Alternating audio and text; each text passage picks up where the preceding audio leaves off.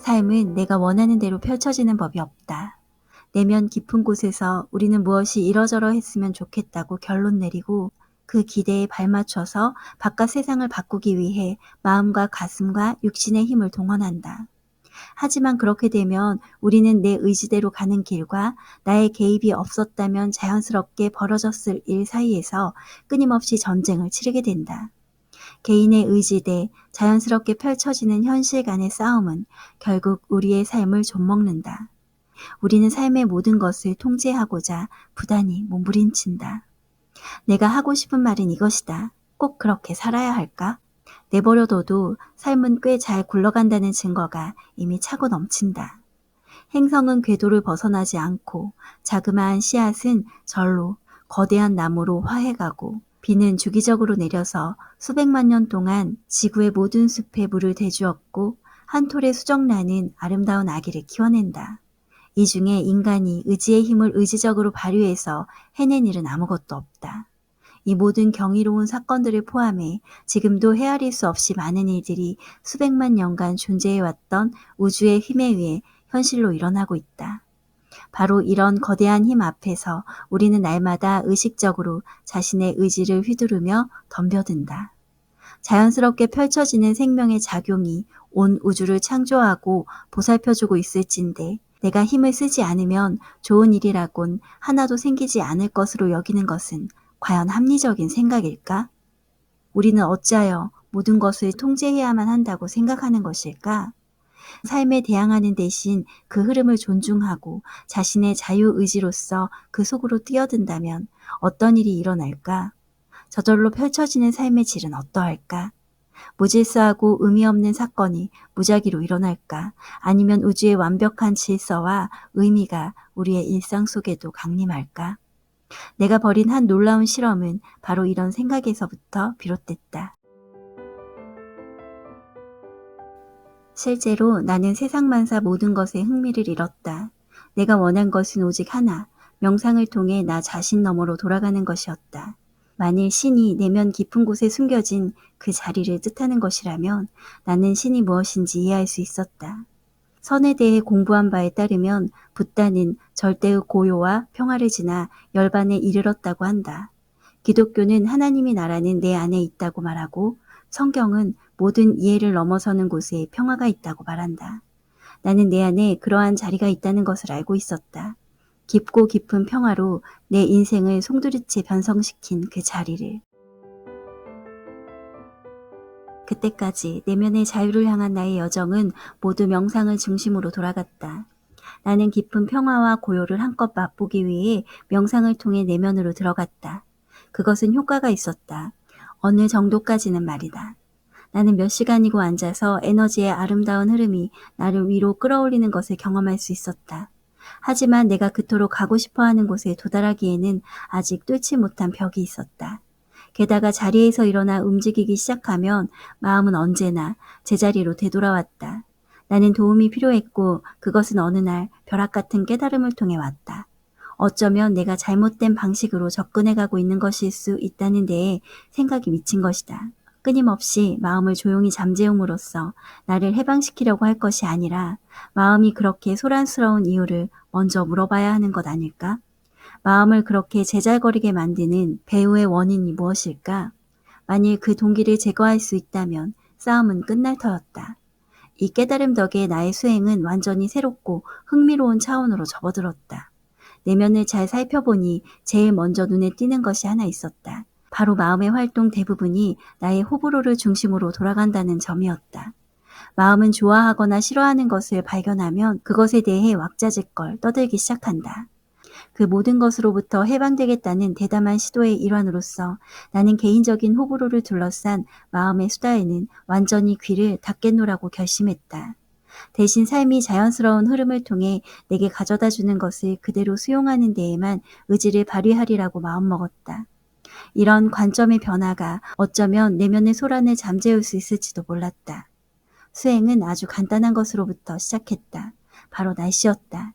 비가 오면 툴툴대지 않고 그저 비가 내리나 보다 하는 것이, 해가 쨍쨍하면 툴툴대지 않고 그저 쨍쨍한가 보다 하는 것이 정말 그렇게 어려운 일일까? 마음이 그럴 수 없다는 사실만은 확실했다. 왜 하필 오늘 비가 내리는 거지? 비는 꼭 내가 내리지 말았으면 할 때 내리더군. 다른 날 다 놔두고 왜 하필 이날이야? 나는 이 모든 무의미한 소음을 다음 말로 대체했다. 참 아름답구나. 비가 내리네. 이론 수용 연습은 효과가 매우 강력하여 확실히 마음을 조용해지게 만드는 데 일조했다. 그래서 나는 좀 더 밀고 나가 더 많은 것을 대상으로 수용 연습을 해보기로 했다. 이제부터 삶이 특정한 방향으로 펼쳐지는 것에 대해 내가 저항하고 있다면, 그리고 그 유일한 이유가 나 자신의 호불호라면 나는 그 호불호를 내려놓는 삶에 주도권을 넘기겠노라고 결심했던 것이 생생히 기억난다. 분명히 이것은 내게 미지의 영역이었다. 나는 과연 어떻게 될 것인가? 좋고 싫은 마음을 따라가지 않는다면 내게 과연 무슨 일이 일어날 것인가? 이 의문은 나를 겁먹게 하지 않았다. 오히려 나를 강렬하게 사로잡았다. 나는 삶의 주도권을 잡고 싶은 게 아니었다. 나의 자아, 저 너머로 자유롭게 솟아오르고 싶었다. 나는 이것을 하나의 위대한 실험으로 바라보기 시작했다. 실험 규칙은 매우 단순했다. 삶이 내 앞에 가져다주는 사건들을 손님처럼 대할 것. 혹여 내 개인적 자아가 불평불만을 늘어놓는다면 나는 그 상황을 기회 삼아 자아를 내려놓고 삶이 주는 것에 내맡기기로 했다. 이것이 바로 내가 내맡기기 실험이라고 부르게 된 연습의 시작이었다. 나는 이 실험이 나를 어디로 인도하는지를 똑똑히 지켜볼 준비가 되어 있었다. 미친 사람이 아니고서야 누가 이런 결심을 하겠냐고 생각할 수도 있으리라. 하지만 사실 삶의 모든 것을 내맡겼을 때 얼마나 놀라운 일이 벌어질 수 있는지를 이미 어느 정도 경험한 상태였다. 나를 내려놓고 별것 아닌 것 같은 사소한 사건들을 따라갔을 뿐인데 우연히 멕시코의 한 언덕에 도착했고 그곳에서 멕시코 마을 사람들과 그토록 아름다운 만남을 가졌었다. 또 미국으로 돌아와서는 내 아름다운 땅으로 인도되었고 거기서 집이 세워지는 과정을 두 눈으로 똑똑히 목격했다. 작은 오두막을 짓고 싶었을 뿐인데 예상치 못할 정도로 풍요로운 경험을 하지 않았는가. 확실히 이 모든 일은 내가 한 것이 아니었다. 그것이 내게 일어났다. 실제로 내가 맨 처음에 마음의 저항을 내려놓지 않았더라면 그 뒤에 모든 일은 일어나지 않았을 것이다. 나는 거의 평생을 나한테 좋은 것은 내가 제일 잘 알지라는 마음으로 살아왔지만 이제는 삶 자체가 그걸 나보다 훨씬 잘 아는 것처럼 보였다.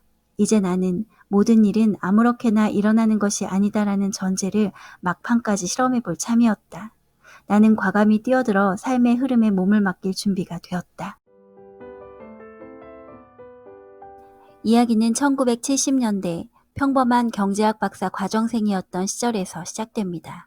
그는 어느 날 머릿속에서 끊임없이 떠드는 내면의 목소리를 발견합니다. 쉴 새 없이 판단하고 불평하고 두려워하는 그 목소리. 그는 문득 깨닫습니다. 아, 나를 힘들게 하는 건 세상이 아니라 이 머릿속 목소리구나. 그리고 그는 결심합니다. 이제부터는 마음의 소리가 아니라 삶이 가져오는 상황에 예라고 말해보자. 그의 방식은 단순했습니다. 머릿속에서 안 돼, 싫어 라고 말하면 입으로는 알겠습니다, 그러겠습니다 라고 대답하는 것. 내가 원하는 일이 아니라 삶이 가져온 일이기 때문에 이 선택이 그의 인생을 완전히 바꾸기 시작합니다. 그가 처음으로 이 원칙을 따랐던 장면이 있습니다. 정말 하기 싫었지만 삶이 문을 두드렸기 때문에 결국 예라고 말했던 순간이죠. 책의 한 부분을 잠시 읽어볼게요. 그쪽 일에 경험이 있었던 것도 아니고 나는 여전히 그저 혼자만의 삶을 잘 지켜내고자 하는 마음뿐인 사람이었다.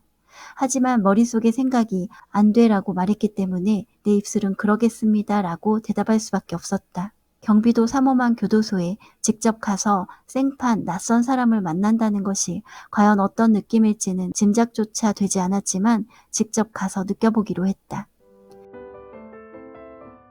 이 결정을 시작으로 그는 무려 30년 동안 매주 교도소를 방문합니다. 에고는 계속 외쳤겠지요. 하기 싫어. 왜 내가 이걸 해야 해? 하지만 그는 말합니다. 알겠습니다. 그러겠습니다. 그저 삶이 열어준 문에 내맡기기 실험을 한 것이죠. 그 결과 믿기 어려운 일들이 벌어집니다. 숲속에서 명상만 하고 살고 있었던 운둔자가 어느 날 대학 교수가 되고 건축 회사를 세우고 독학으로 배운 코딩으로 의료 소프트웨어 회사를 창업하게 됩니다. 그리고 결국 직원 2,300명, 연매출 3억 달러의 기업을 이끄는 CEO가 되죠. 이 모든 게 그의 인생 계획표에 있었을까요? 아니요. 그는 말합니다. 나는 단지 삶이 문을 두드릴 때 거절하지 않았을 뿐이다. 하지만 그 과정이 쉬웠던 건 아닙니다. 그는 수없이 두렵고 부담스럽고 도망치고 싶었던 순간들 속에서도 자기 자신과의 약속을 지켜야 했습니다. 삶의 흐름을 믿고 자신을 내맡기겠다는 그 약속 말이죠. 그 장면이 잘 드러나는 부분을 좀 더 읽어드릴게요. 환자 및 보험회사를 대상으로 한 의료비 청구 시스템을 만드는 것은 지금까지 내가 했던 어떤 작업보다도 규모가 클 게 틀림없었다. 나는 고객들에게 그런 시스템을 만들려면 좋기 2년은 걸릴 수 있다고 엄포를 놓았다. 그런데 불행하게도 그동안 자기들이 피드백할 수만 있다면 얼마든지 기다릴 수 있다고 답했다. 나는 그 정도 규모의 프로그래밍 작업에는 정말 손을 대고 싶지 않았다. 하지만 이 고객들과의 합의가 확정적이지 않다고 해도 삶의 흐름을 존중하겠노라고 나 스스로와 약속한 바가 있었다. 삶이 이끌어온 이 상황에 자신을 내맡기는 것 말고는 선택지가 없다는 사실을 깨닫자 마음은 점점 고요해졌다. 내려놓고 싶지 않았지만 결국 내려놓게 된 그 모든 일들이 또 한 번 반복되는 순간이었다. 나는 숨을 크게 들이쉬고 2명의 고객에게 최선을 다해 의료비 청구 시스템을 만들어 보겠다고 약속했다. 이 일을 계기로 마이클 싱어는 독학으로 배운 코딩으로 의료 소프트웨어 회사를 창업하게 되고 결국 연매출 3억 달러의 기업 메디컬 매니저를 이끄는 CEO가 되지만 아주 커다란 시련을 겪게 됩니다. FBI가 메디컬 매니저 사무실을 급습하는 일이었죠. 어쩌면 변화는 일상의 관성을 넘어설 이유가 충분히 있을 때만 발생하는 것일지도 모른다. 힘든 상황은 변화를 일으키는 데 필요한 힘을 창조한다. 문제는 우리가 변화를 일으키기 위해 끌어올린 이 모든 에너지를 대개는 변화에 저항하는 데에다 써버리고 말게 된다는 것이다. 나는 우짓는 폭풍우 한가운데에 고요히 앉아서 지금 내게 요구되는 건설적인 행동이 무엇인지를 지켜보는 법을 배우고 있었다. 마음 수련을 시작한 이래로 나는 마음속에 방이 하나 있다고 상상한 뒤 미키라는 개인적 자아를 데려가서 명상을 시켰다. 입구에 거대한 나무문들이 달려있는 육중한 유리방이었다.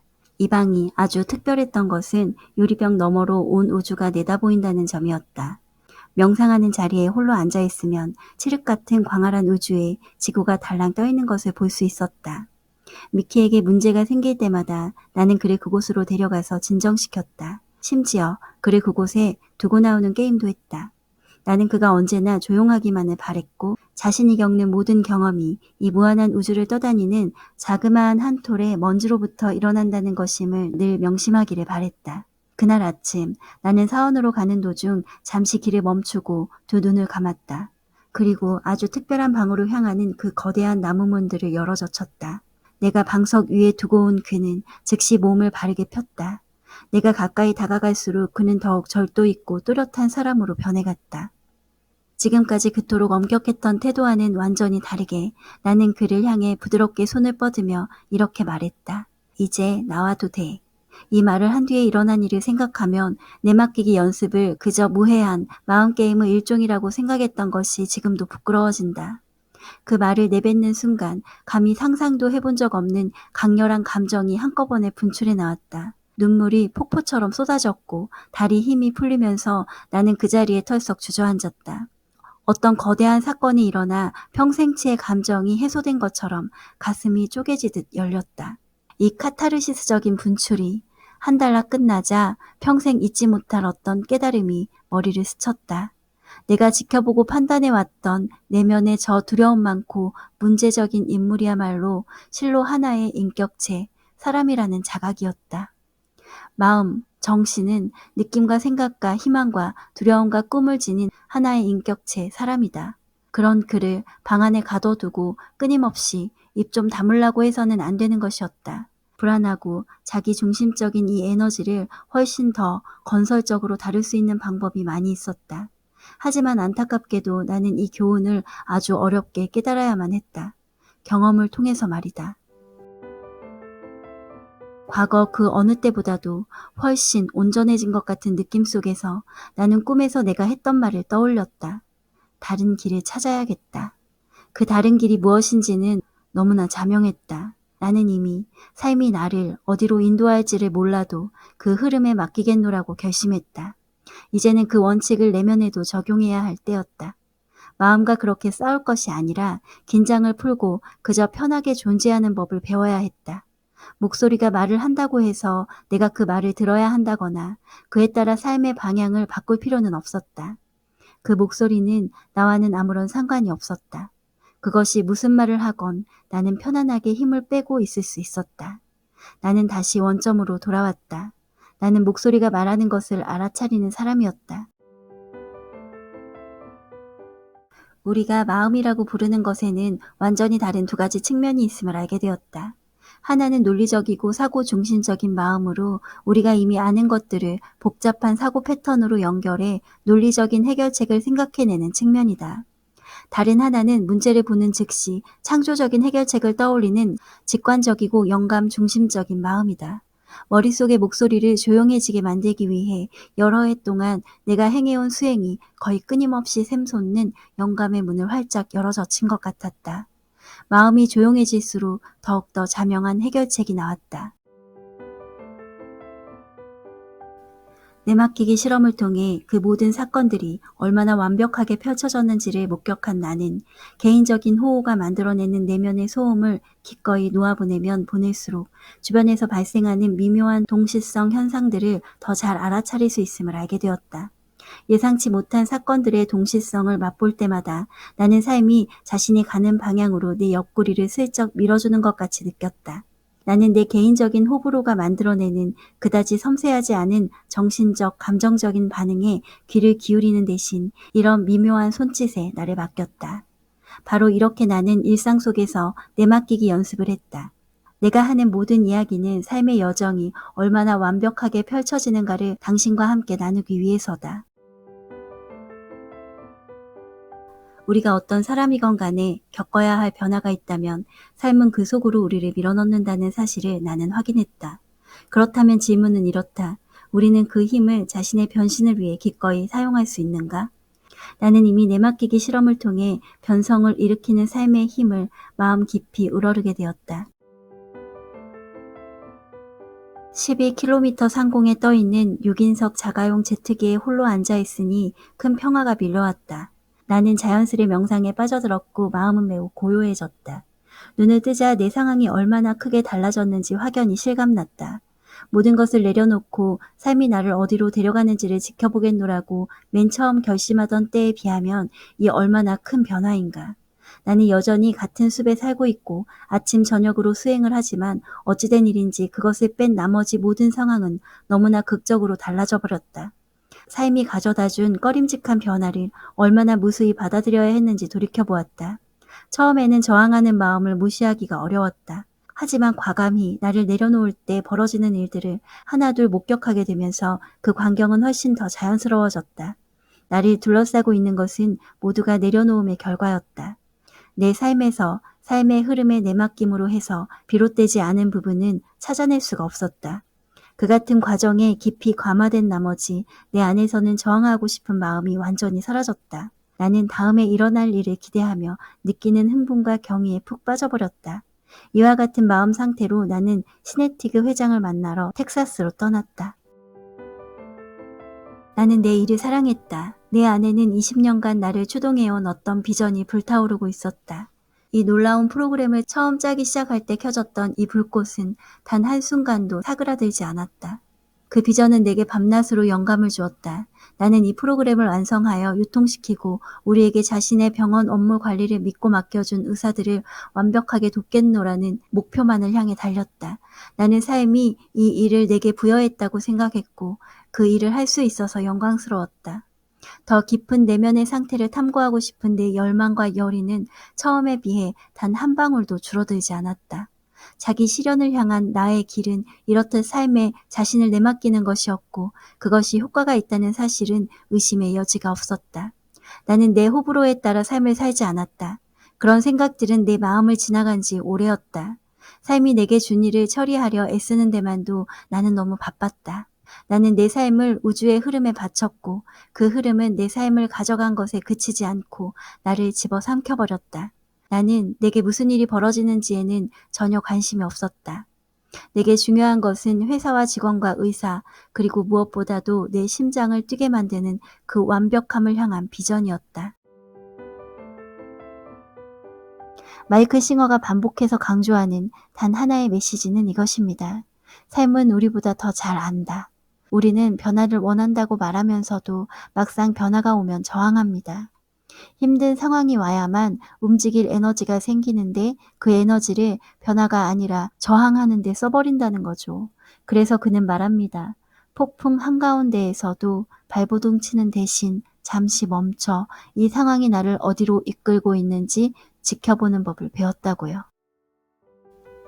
마이클 싱어는 우리에게 묻습니다. 내가 원하는 것을 고집하며 현실과 싸우겠는가? 아니면 삶이 창조해낸 거대한 힘에 몸을 맡기겠는가? 진정한 변화는 내 의지를 억지로 관철하는 것이 아니라 변화의 순간을 저항 없이 수용하는 용기에서 시작됩니다. 참 좋은 책방이었습니다.